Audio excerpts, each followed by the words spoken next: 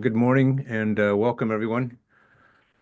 My name's Dan Maxwell. I'm a professor at the Friedman School at Tufts University, and I'd like to welcome everyone to the launch of the Famine Database and this presentation by Alex Duvall on Famine Data Matters.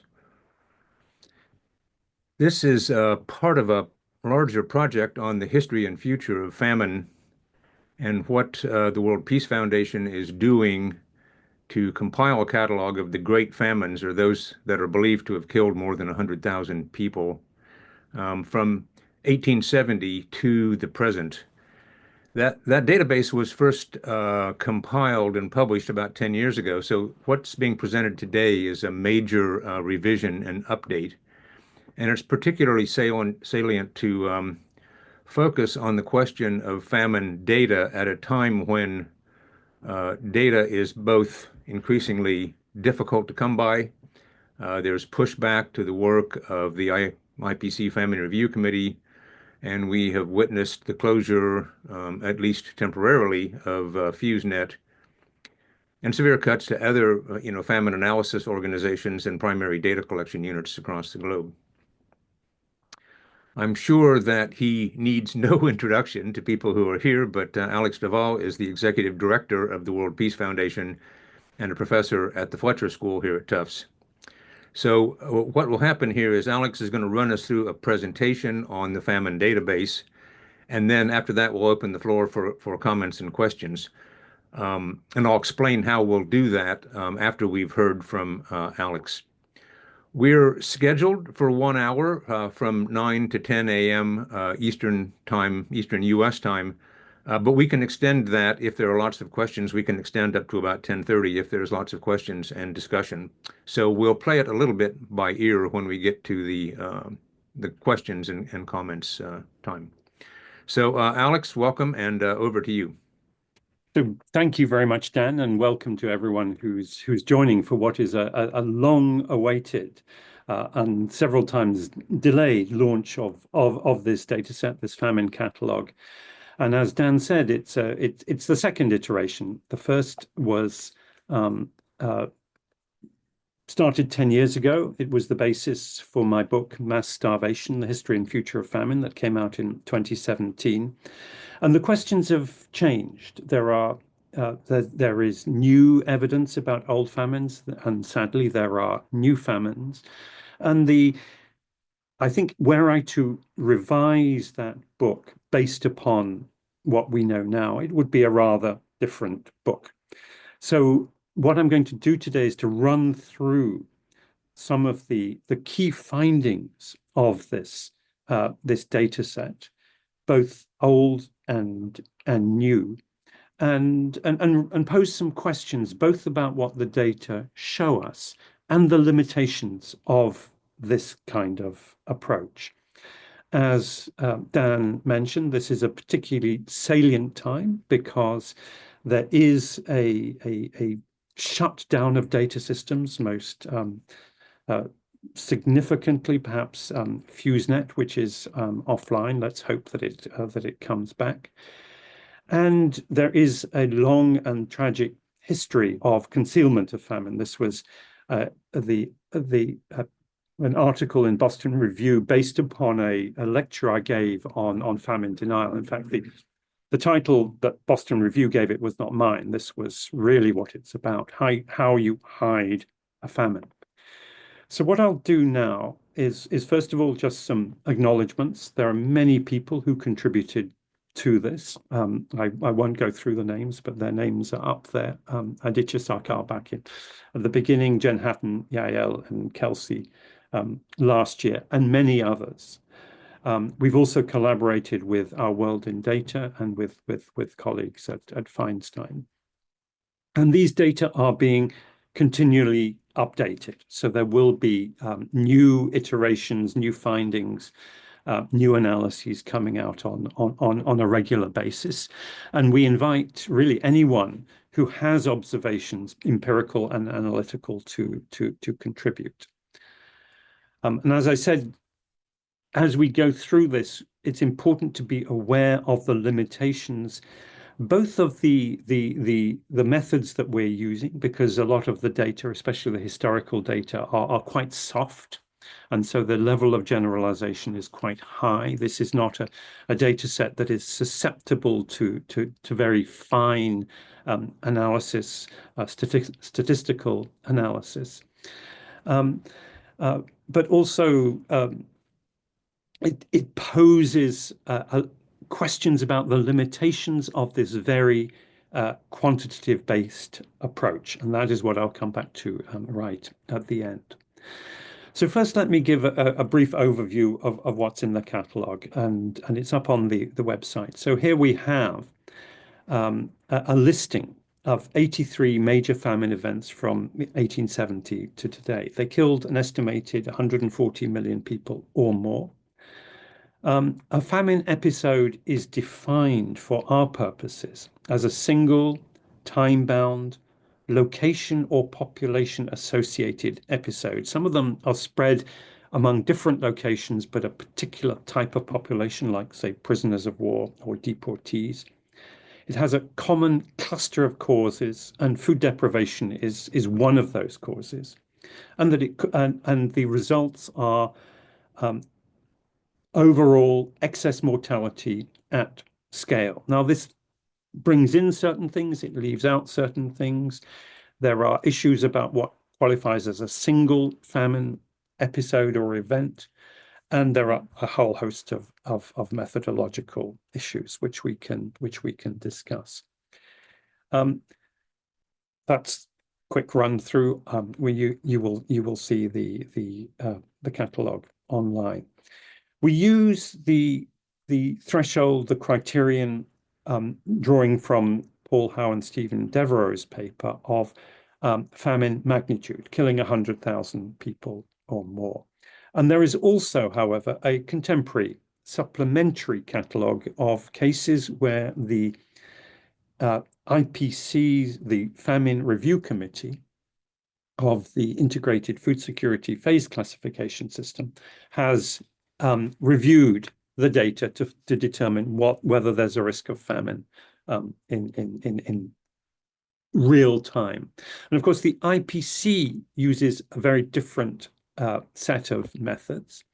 It uses data for acute household food insecurity, child malnutrition, and mortality in a specific location, measured according to a scale, with its own particular definition of famine, which is different to ours. Now, some of the slides, some of the analyses towards the latter part of this presentation will use both data sets, and I will explain that. But we should be aware that there is no singular definition of famine. These are horses for courses. It wouldn't make sense for the IPC to use a magnitude definition, because that would be to wait until 100,000 people had died before declaring a famine. We can't use the same data that the IPC uses for historic famines, because it simply isn't there. And there is no legal definition of famine. There is no culturally universal definition of famine. So if we want to understand famine, we need, by definition, I would say, to use diverse methods, diverse definitions. And I hope we can explore some of that as this project unfolds. What famines have in common, I think, is combinations of hunger, of destitution, of death. They are horrible events that share these characteristics. They are famine is a family resemblance concept. All that the members of this family have in common is that they are nasty, they are evil, they are like members of the Addams families. This is one of the few occasions on which we can actually have a little bit of humor in this discussion. Let me look at some of the big findings. Now, some of this will be familiar to you from other presentations and lectures I've given, but I will just give this as background. So the single major finding over the last 150 odd years is the historic decline in the numbers of famine deaths. So this chart is generated by our world in data using our data set, and I think that is quite a few of the visuals have been generated by our colleagues over there based on this data set. So there is, you'll see that spectacular peak in the 1958 to 1962 Great Leap famine, Great Leap Forward famine in China, other peaks associated with imperial conquest, with the world wars, with the Holodomor in Ukraine, etc., and then a tailing off. You'll see that the great mass of famine mortality is concentrated in South Asia, in East Asia, especially China, and in Russia. You will see also, if we zero in on more recent years, you'll see a decline and a beginning of a resurgence. And another big finding, which always I need to reference, because every time I talk about famine, there's always somebody who says, oh, it's really population. Well, world population has been going up as famine mortality has been going down. There's a lot more that can be said about this, and I would refer people to the essay on this in Our World in Data. The Malthusian zombie needs to be slain again. Let me run over some graphics that show this big story in maps. So this is the first one. What this shows is famines, the size of the circle proportionate to the numbers of people believed to have died, the color, they are colored according to the cause, and then the word map is drawn from the academic literature on these famines. So this is the late Victorian Holocausts and related famines in the last years of the 19th century. As we move into the first quarter of the 20th century, we see a lot of famines associated with World War I and the Russian Civil War. Some of those in Europe, in the Middle East. Also, there is mass mortality in Congo and different places in the world. The second quarter of the 20th century, there are the communist famines and the famines associated with Second World War in Europe, the Nazis' hunger plan, the massive famines in China, South Asia, Bengal, etc. In the third quarter of the 20th century, that huge blue circle is the Great Leap Forward famine. There are also famines in Bangladesh and Biafra in this period, and a few elsewhere. Towards the end of the last century, we begin to see the epicenter of famines shifting to sub-Saharan Africa. Though obviously there is Cambodia, there's North Korea as well. And the causes being either war or a mixture of natural calamity and war. And then the contemporary era, many of the same geographical clusters of famine. Some generalizations from this, if you look at factors which are immediate triggers, contributory factors, structural factors, throughout this entire period, war, government policy, climate figure very highly as causal factors. It's interesting if you look, and this is a slightly different periodization. So you have the late 19th century, the first part of the 20th century, the Cold War period and the post-Cold War period.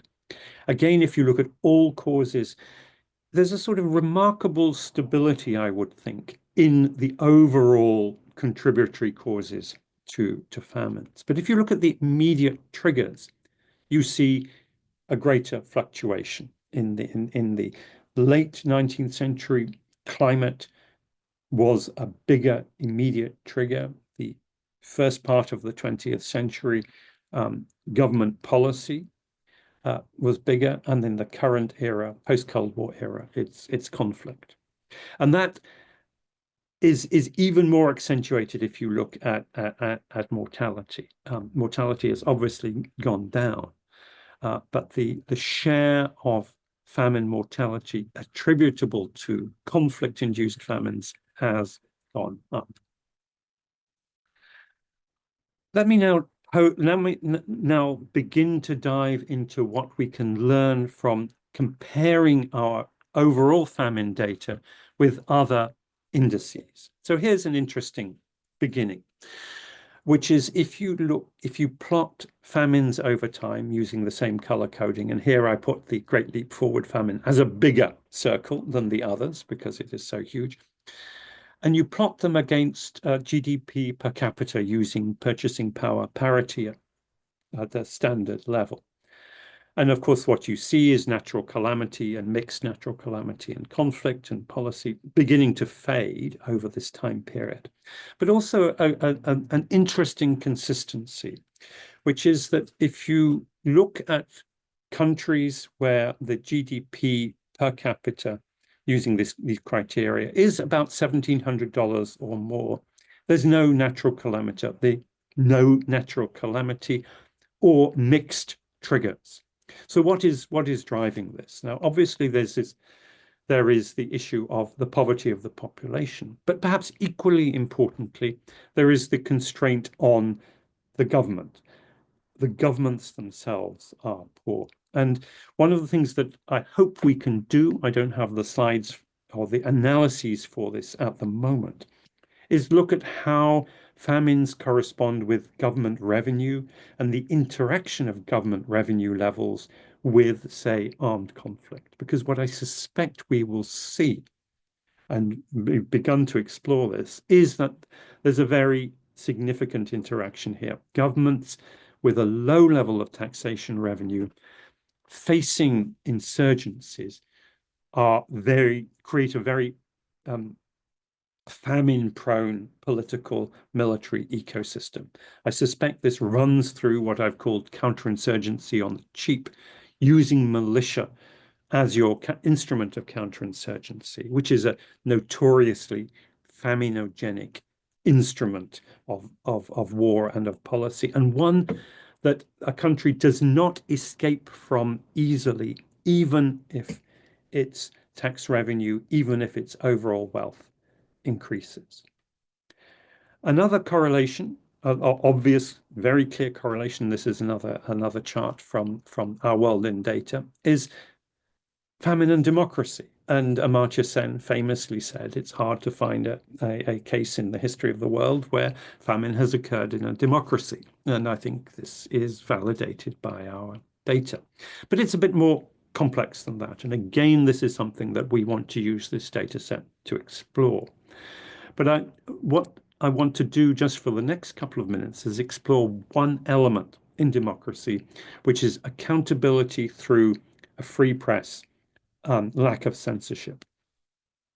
And that is particularly salient given the title of this presentation, Famine Data Matters.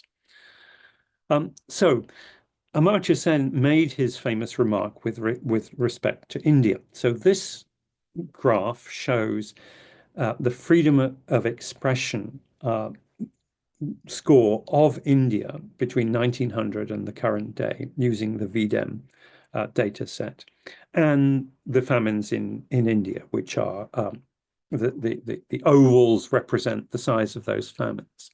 And clearly what you see is the colonial period, very low freedom of expression, high degree of censorship, famines.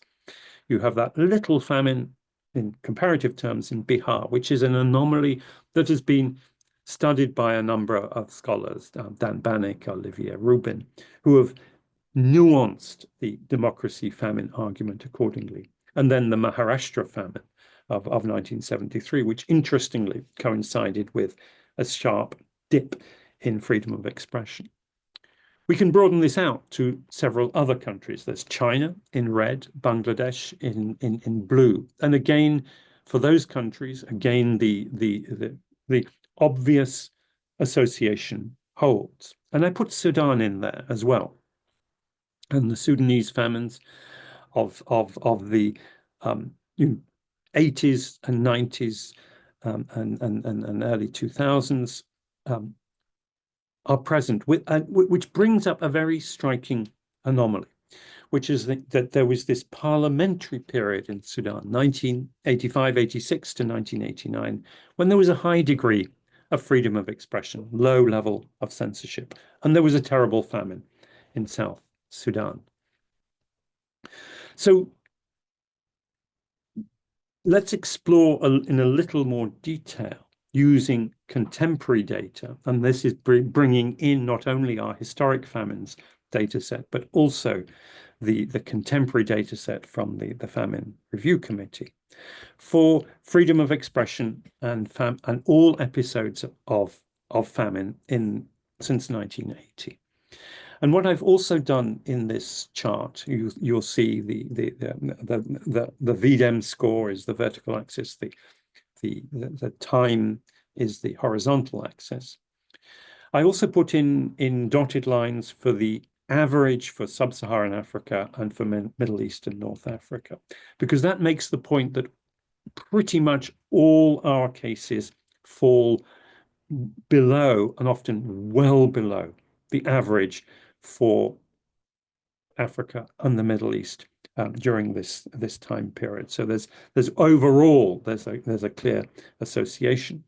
But then the question is, what about the outliers? What about the cases that are above, let us say, about 0.3 on the scale, which is already quite a low score?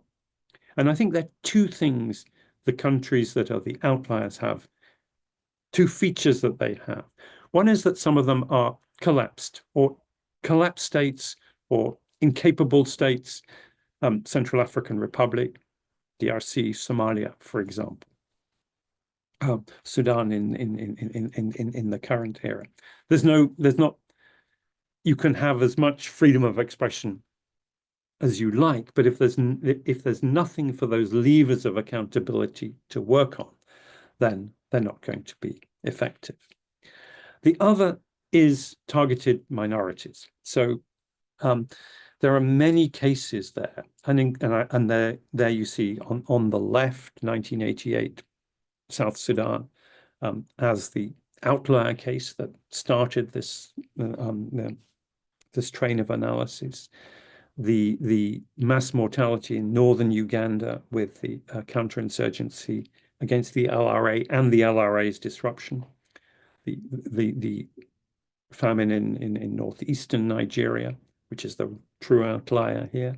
Ethiopia's famine in Tigray. These are all cases of targeting minorities. And you'll see Gaza in there. And of course, in Gaza, the question isn't freedom of expression within the occupied Palestinian territories, but in Israel. And Israel is up there. But it is clearly a case of a population being targeted, despite freedom of expression existing within that community of the state. It's also very striking if we take the more recent cases, both of which are in our historic data set, but also in the FRC data set. And we look at where the IPC and FuseNet are able to operate, able to gather data, and where their access has been restricted, they have been manipulated, or indeed they've been expelled. And it's a pretty impressive and terrible listing. Pretty much everywhere where there is a famine or something comparable in our data sets, you see a massive restriction, manipulation, distortion of data. Let me move on. There are two other things I want to do. One is to show how this data set maps or doesn't map onto other indicators of food security and hunger, before turning to the limitations of this whole approach, or some of the limitations. So let's look at how this maps against food security. And here there are a number of indicators that I could have used, but I took the Global Food Security Index developed by the Economist Intelligence Unit, which has affordability, availability, quality and safety, and sustainability and adaptation. So first of all, let's just take affordability and availability as our two indicators. So this chart, food availability is the vertical, food affordability is the horizontal. And in red, there are the cases for 2022, which were of concern. These were places that were either famines or on the radar of the FRC. And there's no data for Somalia, I should add. And there's clearly an association here. The worst cases of, with the worst food availability, some of the worst food affordability.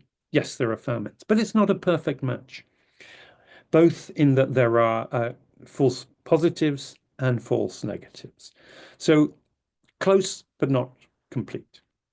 Let's take the Global Food Security Index over time. Now, this is the composite index with all those items. And actually, one of the interesting things I notice here is that even over this time period, 2012 to 2022, we're waiting for the more recent updates. I hope they will produce them. They are overdue. With a few exceptions like Venezuela and Syria, most countries have actually had improving indicators on there was a bit of a stalling during the COVID period, but it's actually interesting how resilient these indicators are.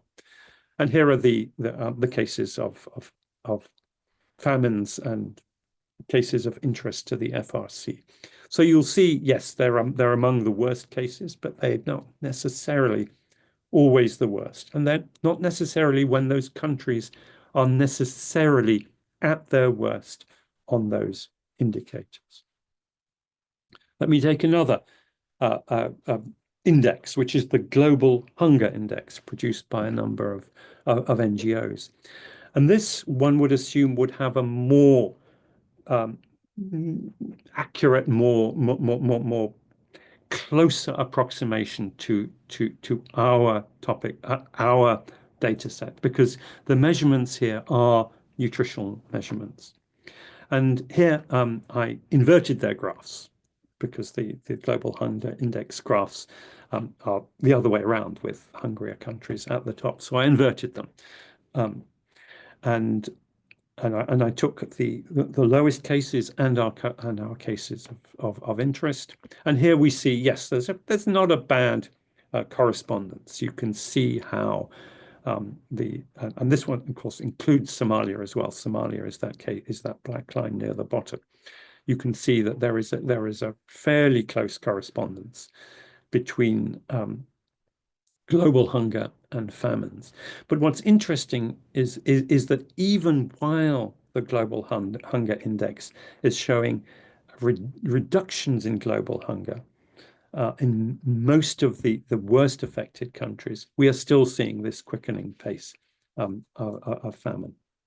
And this brings me to issues about the limitations, the question of the definition of famine and the limits of method. And as I said, and will continue to say, there's no single definition, diagnosis, or metric for famine that will satisfy everyone.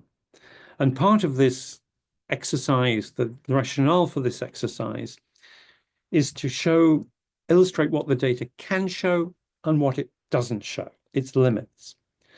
So let me tease apart some data from the IPC, those cases where the Famine Review Committee has studied recent cases, and I put in Somalia 2011 into this, where we see extreme food emergencies and cases where the FRC uses the IPC thresholds to determine famine.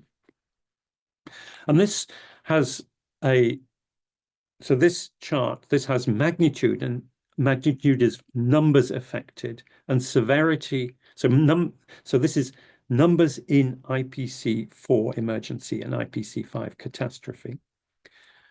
And severity is the proportion of the population in those categories in the worst hit location, using the geographical locations that the IPC is using in the worst period of that crisis. So that is severity. And then we map those in which the Famine Review Committee has the data sufficient to identify determined famine. And we see it's not a perfect match. There are cases where the IPC data indicate extreme distress, and the metric for which they have the best, most reliable evidence is acute food insecurity. There's some cases where you have extreme large numbers or extremely intense acute food insecurity, but it's not matching the determination of famine. We can do the same exercise for populations in humanitarian catastrophe, IPC 5. And again, you see it's not a perfect match. And in particular, that Gaza case stands out as an extraordinary case in which the numbers, the proportion of people in acute food insecurity, acute household food insecurity, is higher than recorded anywhere else.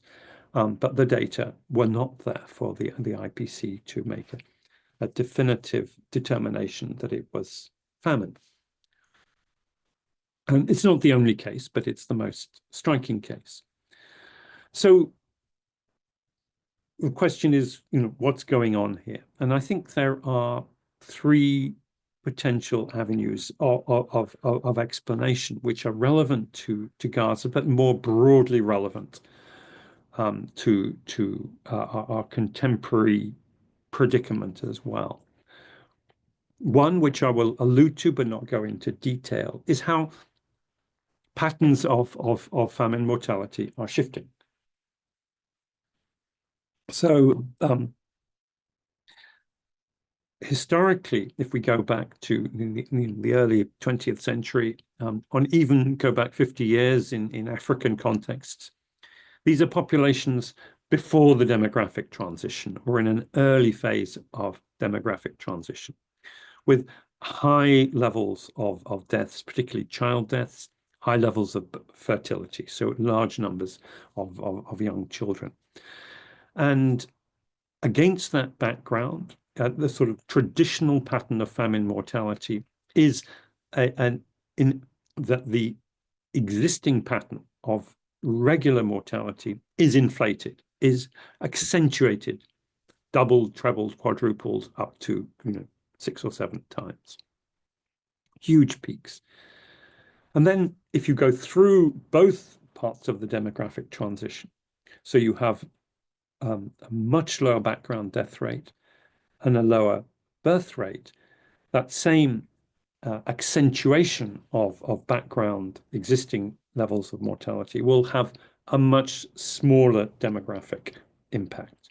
And so it won't be, it won't kill the same number of people. That is one explanation worth exploring, because it seems to be consistent with the big picture.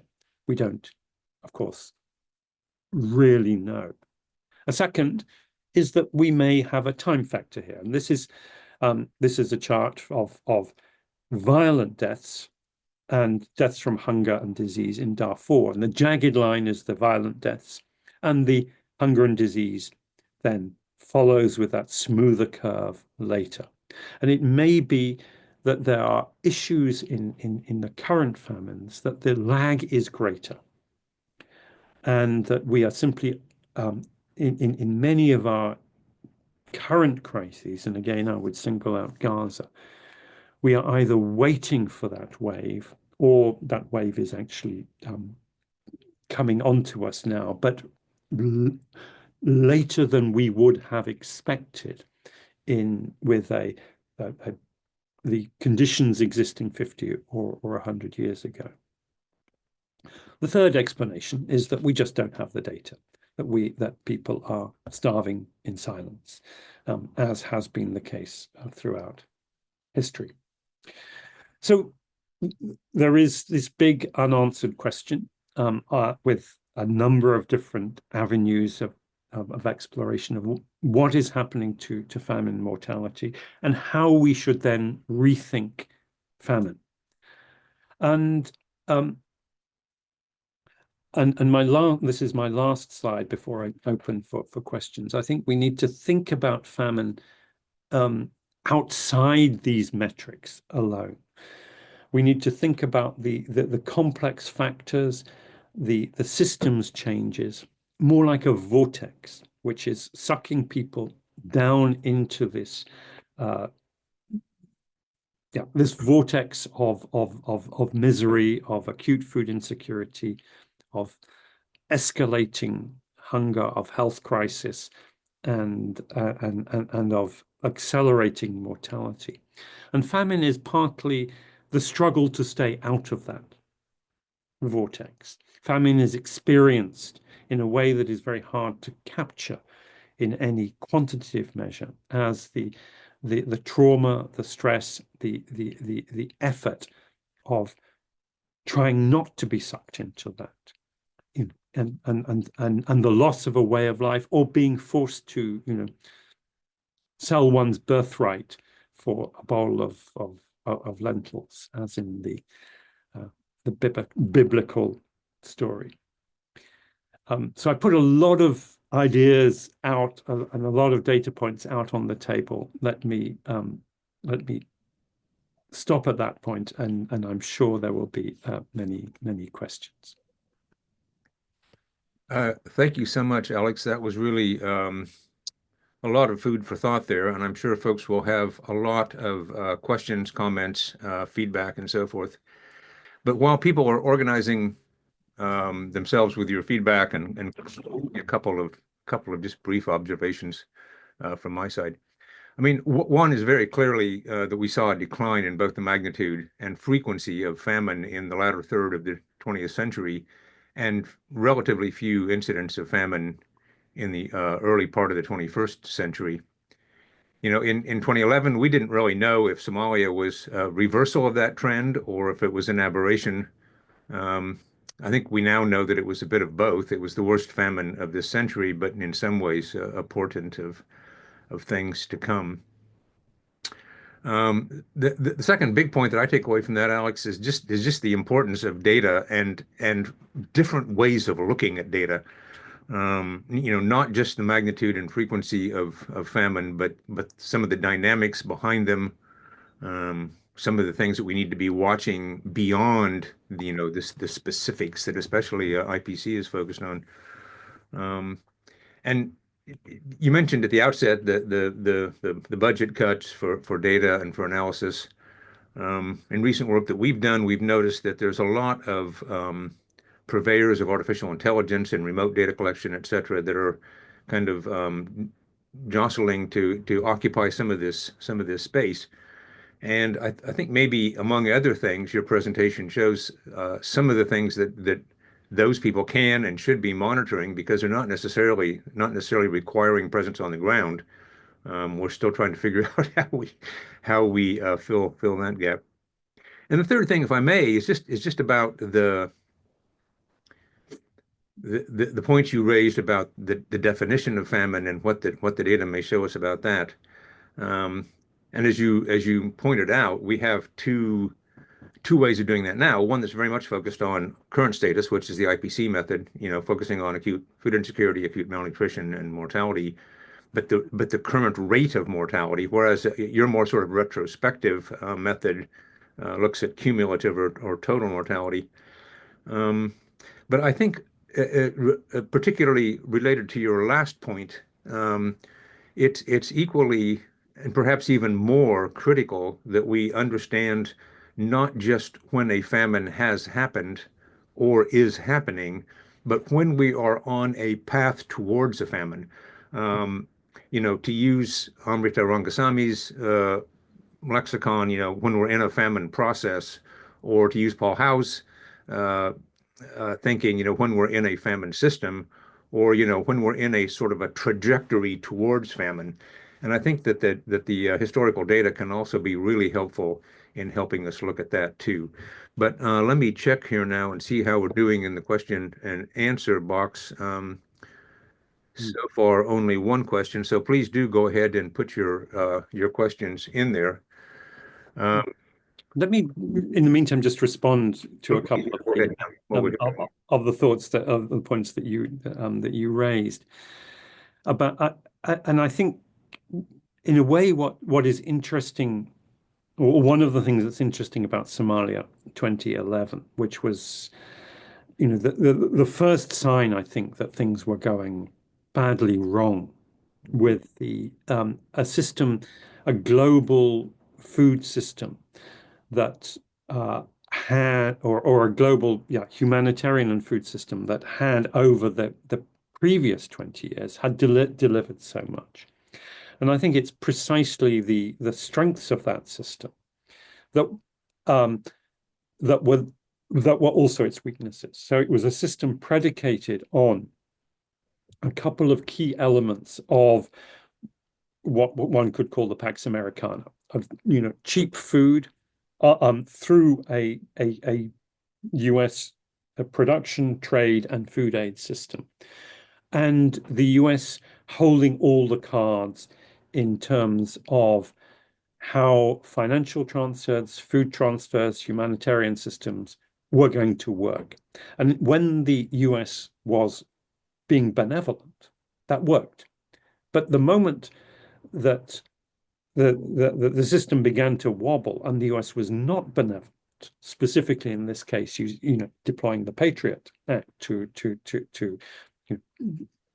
prohibit international humanitarian agencies from operating freely, then the vulnerabilities of that system showed up. So I think one of the things that this data can do with this long historical periodization is to look at these systems in a fractal way. We have the global system, we have the regional systems, and the local systems of generating famine or protecting against famine.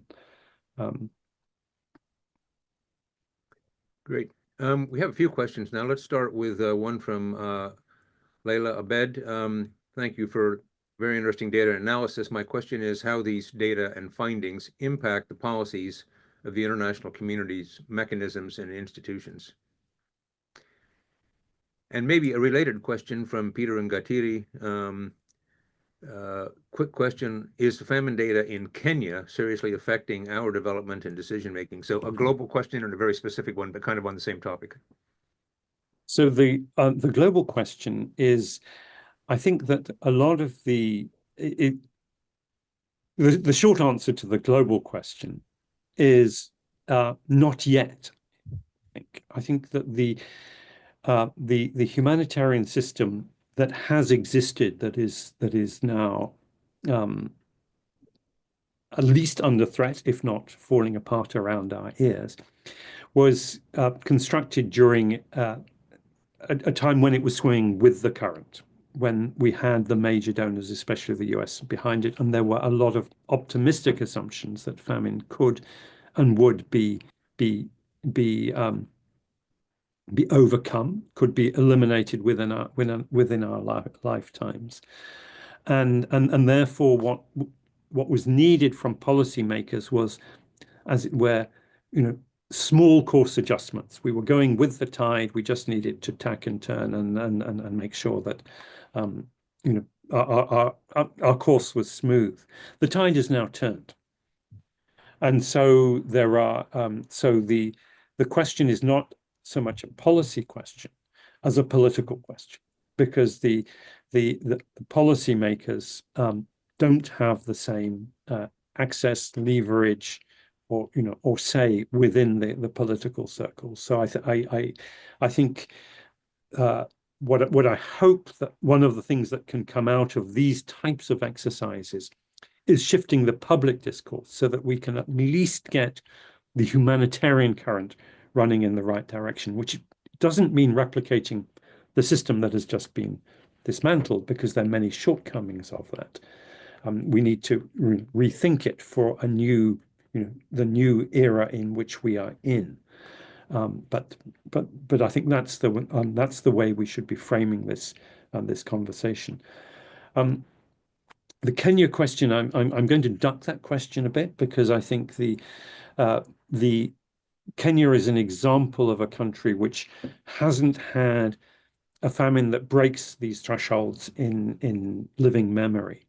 But I think the Kenyans need to be alert to the regional context, the global shift, and the particular risk factors that Kenya is facing. So not a slight non-answer to Peter regarding Kenya. So perhaps a related follow-on question from Iris Kreber. Will it help to push for data and analysis for the data and analysis work of IPC or rebuilding initiatives like FUSE so that we can respond better? Or is the current global political climate, especially facilitated by the US government, one that just doesn't care? Do our arguments need to change to focus attention, more conflict, more migration to our doorstep, et cetera? So my quick answer to that would be both. I mean, we do, I think, need to rehabilitate FuseNet. I think it played an important role, and I say this, well aware that FuseNet and IPC have come under a lot of criticism from people in starvation and famine afflicted countries, including Sudan, including South Sudan, including Gaza. But I think the response to the shortcomings of the past and existing shortcomings of these systems is not to tear them down, but to reform them and have alternatives too, and to recognize that they only give you one part of the picture. So I would say yes, bring back FuseNet, but also let's have a humanitarian crisis famine data and alarm system, a parallel one based in communities, based upon on the real lived experience of those who are undergoing these crises, and have a different avenues of responsiveness. So that data from communities will not pull the same lever. It won't necessarily be heard certainly in Washington in current circumstances. It may not be heard in London or Brussels, but it may be heard elsewhere, and there may be others who can respond, and not necessarily respond with material support, but with advocacy, with legal action, with political measures to constrain those who are perpetrating these crimes. We're starting to get a little bit of voting here in the Q&A box, so let's take some of the ones that have been upvoted the most. So here's one from Jen Hatton. Can any conclusions be drawn from the historic data set on the impact of economic policies on famines in the past, and what the likely impact of the global economic turmoil due to tariffs, threats of tariffs, et cetera, today? What will those be on vulnerable communities today? It would be a very interesting question to pose of this data set, how one can see tariff systems, both in food but also in other commodities, how they may relate. So the answer is let's take a look and see. But I think it's very clear that the liberalization of world trade has been accompanied by decreasing food prices, decreasing volatility in food prices. So even the world food crises of 2008, 2011, 2022 have much smaller levels of volatility than they were in the pre-liberalization era. So I think there's no doubt that we are going into a much more hazardous period where economic policies are more likely to trigger famine vulnerability or even famines. Another one that's received a lot of votes here is from Emily Chazelle. One of the issues you flagged was the fact that we often have to wait for a famine to be declared to act as an international community. In a time of increasingly restricted resources, how can we be stronger in predicting famine so that the international community can act before a famine is declared? And if I may say so, it's a huge question to the effort. That is, yes, that's I Oh, would love to hear the answer from you and your colleagues on the Famine Review Committee. But I mean, the tragic thing is that we know an awful lot about how these processes unfold. And yes, there may be considerable variations, and we may be sort of as people who study this, we may spend a lot of our time focusing on specific variations into in the path into mass starvation and famine with the outcomes of mass death. But we know enough to know how these processes play out, to be able to foresee with a fair degree of grim confidence what will happen when certain factors come into play. The weakness of the existing systems is, or the biggest weakness is, they can't take into account the intent and capacity of those who perpetrate famines. And that's always going to be a problem of any system that works through the UN, where you can't, the UN is not going to say such and such a government is intending to starve a population. It's just not going to happen. But we can use everything that we know to tell that truth in perhaps a slightly more palatable form, and we can call people to account afterwards. Not a very satisfactory answer. Sorry, a bit of a ramble, but. Here's one from Tekle Michael. The question is, what happened to the UN's goal of eradicating hunger and, by implication, famine by 2030? Was it an unrealistic or poorly planned agenda? Did we fail to anticipate the challenges, or what steps should we take to end famine? And is that still a goal worth pursuing? I think it's absolutely a goal worth pursuing. I think it was absolutely achievable. And actually, I began this project 10 years ago as a historical project, basically with the question of saying, if there had been an Millennium Development Goal on eradicating famine, hey, we just about achieved it. And we can congratulate ourselves, but let's try and explain why. And I think we have some pretty sound explanations for why the reversal has occurred. They're economic explanations to do with the fragility or the shortcomings of the liberal trading and especially food systems, which had achieved enormous progress in reducing hunger, but also great vulnerabilities. The systems themselves being vulnerable, but also generating a lot of livelihood and chronic food security vulnerability.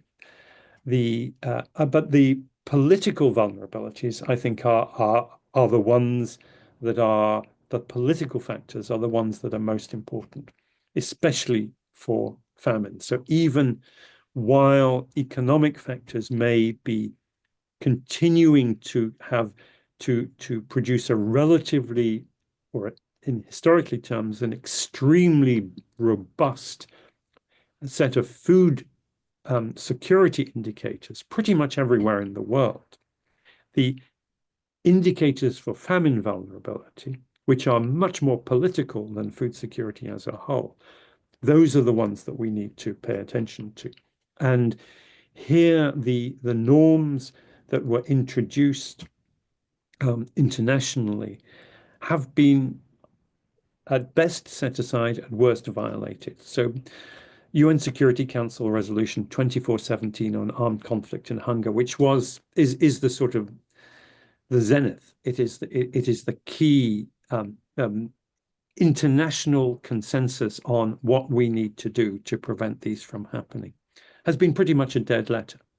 The UN and members of the Security Council and the UN Secretariat itself, the UN Secretary General, have not acted under their obligations under Security Council Resolution 2417. And until fairly recently, I think we could say that at least they were trying. Governments in Ethiopia, in Sudan, the US in the case of Gaza, Yemen also, they were trying to say, okay, we know something is terrible is happening, but we are going to at least give a rhetorical commitment to these norms and principles. We don't want famine. We don't want starvation crimes. I think that pretense is really slipping away now, so that there's not even that virtue of hypocrisy. There's a sort of candor in the lack of mercy with which this US administration and some of its key allies are treating humanitarian issues. And I think it's out there in the open. I don't think they would even try to deny it. So while that is the case, I think the political, normative, and indeed legal agenda of pushing back, of putting us back on this path to eliminating famines, I think that is a clear priority. So here's one from Eddie Thomas that takes off a little bit from something you mentioned earlier. The question is, the global cheap food sort of Pax Americana era changed vulnerability to famine. Do you think this era changed local food systems in famine vulnerable societies in a way that has aggravated famine risks, or do the risks lie elsewhere? So the quick answer to that, Eddie, is yes. I think it did change systems. It made people vulnerable for their precarious livelihoods, dependent for the sustainability of precarious livelihoods on maintaining a system that is probably unsustainable ecologically and in human terms. The political factor is overlapping but slightly separate. The Pax Americana was always going to generate resentment, a counter agenda. And we saw that counter agenda emerging through the BRICS. And a number of different factors putting in place that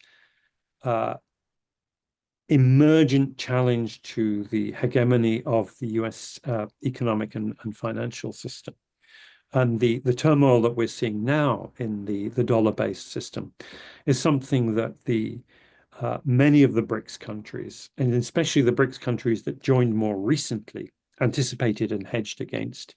And their anticipation and hedging against it had both economic factors around the dollar, but also political factors about asserting the sovereignty of states against the American-led liberal imperium. And I think that pushback was going to happen, and there are many things about that pushback that can bring with it an agenda of empowerment, but it also gives a lot of power and discretionary and arbitrary authority to leaders of countries who do not have the interests of their populations at heart to inflict crimes of famine. I'm thinking particularly here of Abiy Ahmed in Ethiopia, who is able to exploit that very ably. Here is one that's more of a comment, but there's a follow-up question too, both from Tanya Boudreau. The comment is, the good news is that FuseNet has just restarted, although for the moment in a limited capacity. This is good news because losing FuseNet would have risked, losing decades of expertise, historical data, deep analytical capacity built in amongst almost 200 experts across Africa, Afghanistan, Yemen, Latin America and beyond, which would have meant, delayed aid, leading to preventable famine, the loss of a globally unique and evidence-based system that upholds humanitarian principles when it comes to the allocation of scarce humanitarian assistance resources, and the dismantling of this network of skilled analysts whose expertise has been developed over decades. Um, as one of the senior leaders of FuseNet, we can't guarantee that there won't be influences trying to push in different directions, as there always have been. But what we can guarantee is that we will do everything we can to ensure that the independence of the project is not compromised. So good news from Tanya, but a little bit later on, a question from her. First of all, thanks so much, Alex, for this very helpful webinar. I'm wondering whether you think that national level indicators, such as those that you were showing with the global indicators on availability and affordability, et cetera, are helpful in relation to famine, which tends to be manifested in very locally specific ways. Does national level data hide these locally specific drivers and outcomes? I think the answer is, in many cases, it can. And yeah, so our, other than FuseNet and IPC, we very rarely have subnational data to put into our data set. So that is a weakness, definitely. Here's one from Helen Young. Thank you very much. You mentioned the limitations of quantitative approaches and methodological issues which underpin the data in your analysis. What is the source of the mortality data that you're using? And can you comment on the value or the quality of mortality data that humanitarian organizations collect as a part of SMART surveys and other contemporary methods of mortality calculations? And are you using these methods? So that's a good question. The difficulty, of course, is, if we're going back all the way to the 1870s, as in many of these places, there are very few data points for estimating famine mortality.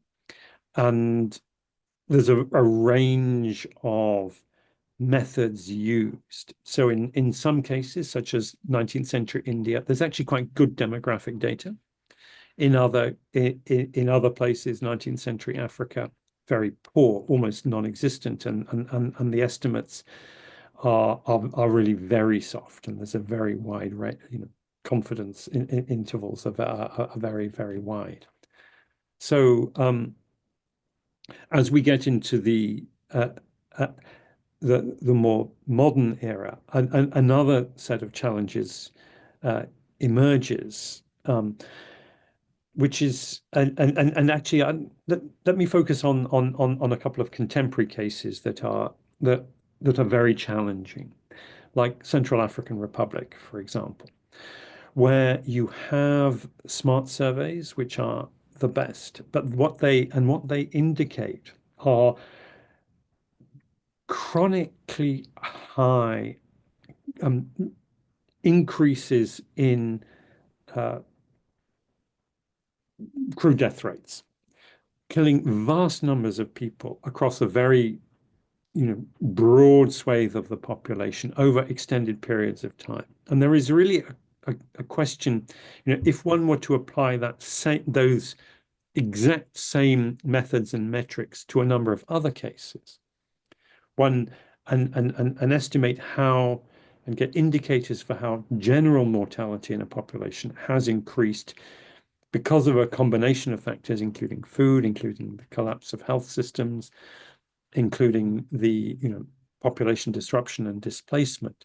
You would have these big waves and posing enormous and perhaps insuperable questions about how you classify these in terms of when they begin, when they end, and the extent to which these are crises that belong in the category famines. I think it's relatively straightforward to expand the category famine to include those of forced mass starvation, but to include cases like CAR, like perhaps DRC, where the drivers of mortality are much more on the health side than on the food side, poses questions. And and I should preface that, or I should add to that, that in pretty much every famine on the record, it is the collapse of basic health, health crises, increasing communicable diseases, that has been the major driver of mortality. So there's no simple way of saying, dividing, malnutrition from, health factors as a driver of famine mortality. So this is a sort of big unanswered question about ongoing crises, and whether we need to have a new categorization of these societal catastrophes where we are seeing a reversion, or potentially a reversal of the epidemiological transition. So higher background rates of mortality, how we classify these. For now, we have put them where we have the data, we put them in the catalogue, but mainly with the intention of spurring debate about how they should be classified and what they portend. Thanks, Alex. Here's one from Miguel Del Arco Blanco. Congratulations for the presentation and the project. Well, here's a softball question. Will the data set of historical famines be online? And maybe the bigger question is, you've spoken about the importance of democracy and peace for the prevention of famines, freedom of press, etc., no conflicts. What would be the consequence of the environmental crisis on famines?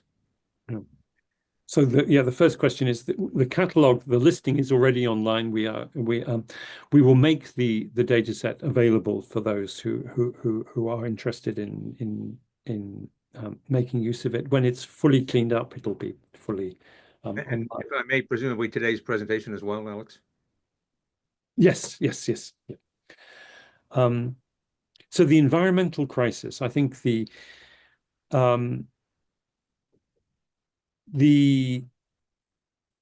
it's clear that the environmental crisis, the climate crisis, and all things associated with it are increasing stress factors throughout.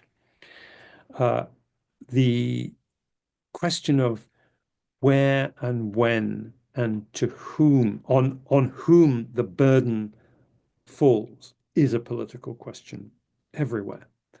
I mean, I find it striking that the only case in our data set, in our recent data set, where you can say this is environmental crisis, start to finish, which is the drought and hunger in southern Madagascar. That's really an outlier.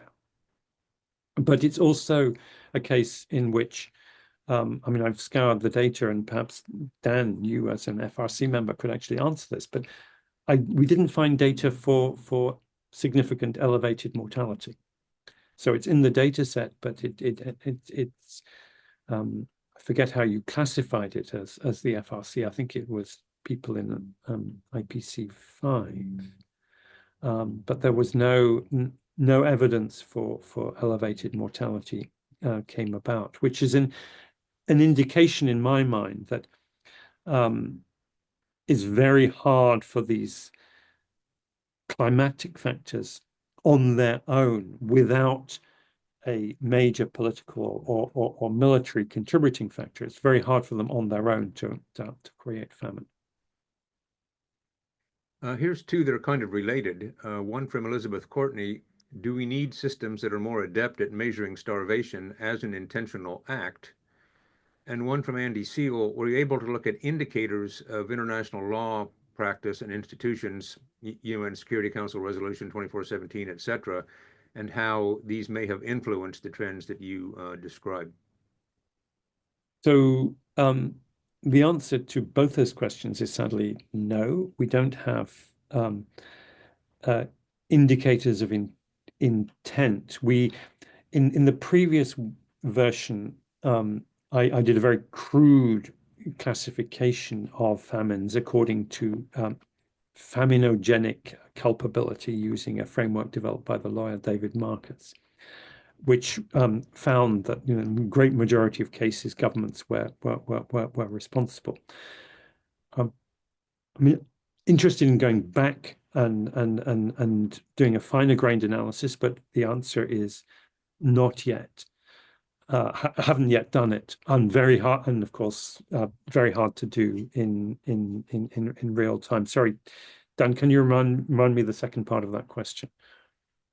Um, well, it's just how those indicators, Oh, law practice, etc., have influenced the trends.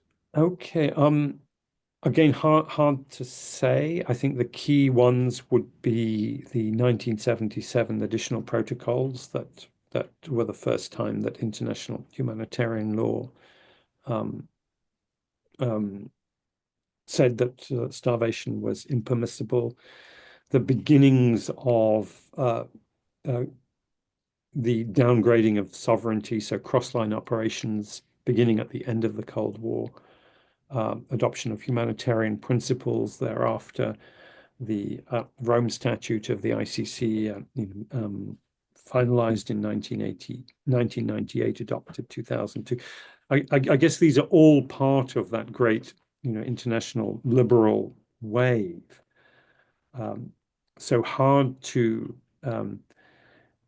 perhaps difficult to tease out exactly how their impacts might relate, but an interesting exercise to try and just put those as milestones as well, and see if in countries where there have been efforts for accountability for crimes of starvation, whether there have been recurrences of famine, which cases, would be Cambodia would be a case that springs to mind.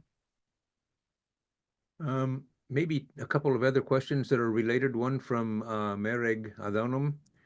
When you say policy issues are major factors for famine, are you referring to policies of the host country only, or do you also consider the failure of the international community to prevent and deal with conflicts, the politicization of aid, etc.? Actually, why don't you go ahead and answer that one, and I'll. So in the historic data set, we use only national. It's purely internal. So, for example, the 1974 aid cutoff or withholding by the US government to Bangladesh, it does not count as it doesn't figure as a policy because it was an external policy. It's relatively recent, actually, that we would begin to see international policies like sanctions, etc., playing a role outside war. War is a different story, obviously, in World War II. And the related question from Hassan Sati, what role does political economy nationally and globally play in famines?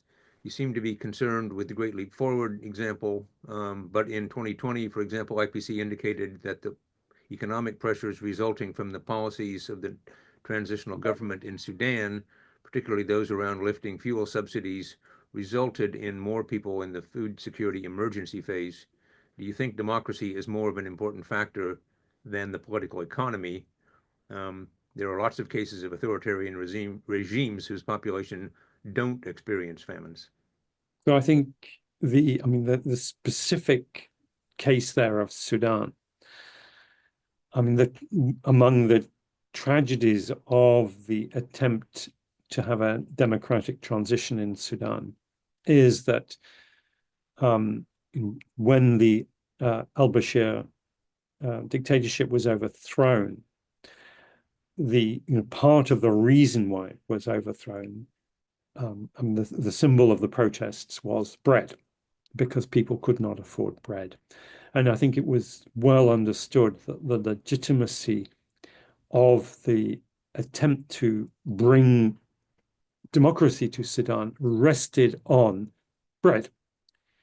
And that required several actions to be taken, including a prompt lifting of sanctions, the state sponsor of terror designation, rescheduling the debt, dismantling the military kleptocracy, and establishing a political economy that was civilian run, transparent, and provided for the people. And the cards for that were not in the hands of the civilian government. The cards for all those things lay primarily in the hands of regional powers in the Arab world, but also Europe and above all the United States. And they did not play them, having, years before put an enormous, coercive policy apparatus on the Bashir regime in order to push that regime to respect the rights of the people, to bring about democracy. The international community failed to respond with the commensurate actions to make it possible for democracy to thrive. So so Sudan is a case where the descent into a situation of humanitarian crisis on the brink of famine. Part of the responsibility lies with the Sudanese democratic actors not moving swiftly or decisively enough, but they had a very weak hand, and the internationals frankly betrayed that revolution. Slightly different question here from Oliver Callahan. You mentioned data quality issues as being a major issue in looking at famines in a retrospective manner, but also relative to the way in which famines are classified or projected through the IPC currently. What do you see as the key innovations we need to make for information systems currently regarding famine prevention? And what can we do to further develop this historical famine data set, i.e., what do you think is missing that could be a major contribution? So I think on the contemporary ones, I think it's great to hear that FuseNet is going to be up and running, and I think we should welcome that. I hope there will be the IPC will be strengthened. I hope also that there could be another sort of civil society pillar of independent reporting that doesn't need to go through the IPC, but could be that these data can be collected in a wide-ranging and rigorous manner to provide another alternative reporting and alarm sounding system. And I hope we could interest some of the governments in the global South that in Africa and Middle East in particular to be responsive, particularly to the latter. On the historical one, the key thing is for scholars of famine, and I would include sort of barefoot historians from the countries concerned, to engage with the data set, to produce their, to come forward with additional data wherever possible, and to improve the quality of what we have. This is not, nothing in this, no data points here are final. And one of the things that we have discovered in the last few years, generally a time in which there's been renewed interest in famine, is that there are troves of data, let's say in the villages of Bengal, among these barefoot historians, these local people, or in the archives in Kiev, where the historic famines of the 1930s and 40s can now be much more thoroughly documented. And hardly a week goes by actually without me being alerted to some incident that we didn't know about, that maybe ought to be pursued. There are really important gaps and gray zones. We have just a few minutes left, but there's a few more questions here. Here's one from Haley Umayam. In the famine and near famines of the past couple of years, in particular Gaza and Sudan, we've seen the contestation over definitions of famine between many types of political actors on full display. What are the implications of calling for the consideration of multiple definitions of famine for broader accountability efforts? So I think there's some interesting avenues to think about here. So one is, of course, there is no specific meaning of famine in law. It doesn't exist as a legal category. I think data or about famine and its gravity would be a relevant consideration in a case brought at the ICC or the ICJ. But the specific laws relating to the prohibitions on the war crime of starvation, crimes against humanity, of extermination, crime of genocide, etc. These are the relationship of these to the data that can be gathered is something definitely to be explored. And I think one of the things that we can do with this data set is bring more cases for comparative consideration. There's also a broader accountability agenda, which we can see under the umbrella of transitional justice, memorialization, apologies, and truth-telling, etc. And I think here we can be more creative. Here we can allow the voices of those who have suffered to really take ownership of their own experience, to be able to say, whatever these metrics may say, and we know these metrics have strengths and they have weaknesses. But whatever they say, in our experience, in our sort of cultural vocabulary, this is what it counted as. This is how we describe it. These are the experiences of trauma, of humiliation, of deprivation, and this is the accountability that we want. So let's not be too imprisoned by this rather odd English word, famine. Here's a couple that are kind of related. One from Odai Ali that says, is there a fear that there might be areas could be in famine but are not recognized only because of missing doubts about the accuracy, missing data or doubts about the accuracy of the data? And a related one from Linda J that says, thanks for bringing the variables together in ways that gives us new ways of looking at key famine and food security indicators. But my question is, what next? How do we take our data and insight to influence and implement appropriate interventions? So perhaps one is a suggested answer to the other. I don't know. Over to you, Alex. But I mean, part of the answer to the first one is that governments that inflict famine figured out the vulnerabilities in the IPC system fairly early on. They quickly identified that if you are able to control the data, suppress certain types of data, manipulate certain types of those data, then Dan and his colleagues sitting in Rome assessing these data, and the precautionary principle of the FRC is, if we can't prove it, we don't say it's there, if I can caricature your approach. The precautionary principle of sort of humanitarian responses, if we think it might be there, we ought to respond. And unfortunately, what's happened is that the weaknesses in the data system have been weaponized, and they've been weaponized to make the argument that absence of evidence is evidence for absence. And that is not the correct inference. So we need to find ways, around that. And what's next? I think the experience of the famine data systems and the attempt to starve people in silence, and the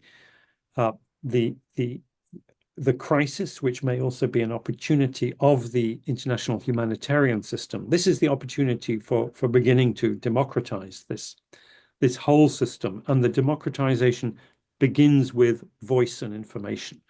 So that should, I think, be our starting point. The resources will come later. We don't have so much control over those. Let's just take two or three more. Maybe if we can go through these quickly. Here's one from Chris Porter. Using a historical data set, what we know about famine systems, et cetera, but also the current trend data on increasing autocracy, conflict, extreme fragility, and this sort of counter-humanitarianism narrative, could one make any useful projections on the future outlook or the risk in terms of the absolute numbers of famine, but also the higher geographical risk context, et cetera? And let me just answer that one briefly. I'm afraid the answer is yes. And we can see that, that cluster of countries around the Red Sea, in the Red Sea arena, and a few spotted in a few other places. Yep, I think the lights are all flashing red. Here's one from Mary Kate Aji. How effective have different measures and measurement approaches been in capturing the experiences of more vulnerable populations like minorities or people with disabilities, the elderly, et cetera? If this remains a gap, what's feasible for trying to understand different vulnerabilities within famine-affected communities? I think this is a really important question, actually, because these data are very insensitive to, even sub-national minorities, and what clearly comes out is they are the ones that we need to look out for. We haven't mentioned gender.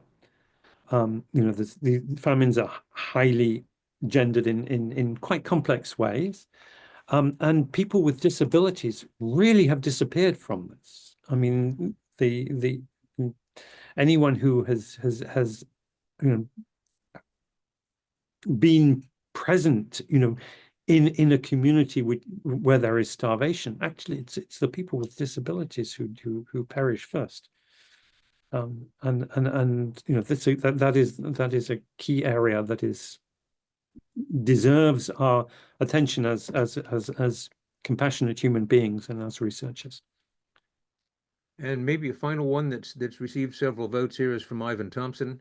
And it's similar to the earlier question on political economy, but is democracy a good predictor of famine risk when considering the international influences of many liberal democracies in various famines? So specifically, is this measure of risk only a measure of domestic famine risk and not outsourced actions that can drive famine? I think it's a very good question, and sort of answers itself. And I think as a rider to that, I would say we need to actually unpack what democracy is, because if we have democracies in Nigeria and in the United States where elections are an exercise in accountability to financial godfathers rather than to, constituents, then that is not a kind of democratic exercise likely to create the kind of outcome that will be humanitarian or preventative of famine. I think that's all. There's a couple more questions in the Q&A box, but I think those were the ones that received some additional votes. And we are at 10:30, so maybe we should bring this to a close. I think back to you, Alex, for any closing thoughts before we log off. Well, and this has been a very stimulating set of questions. Thank you, everyone, for joining. Do write, do engage with this project. I mean, when we started it, I don't think we realized quite how big it might be and how salient it might be. But it's gratifying to see the level of interest, and let's stay strong and face the future with courage and compassion. Thank you, Alex. And thank you, everyone, for joining.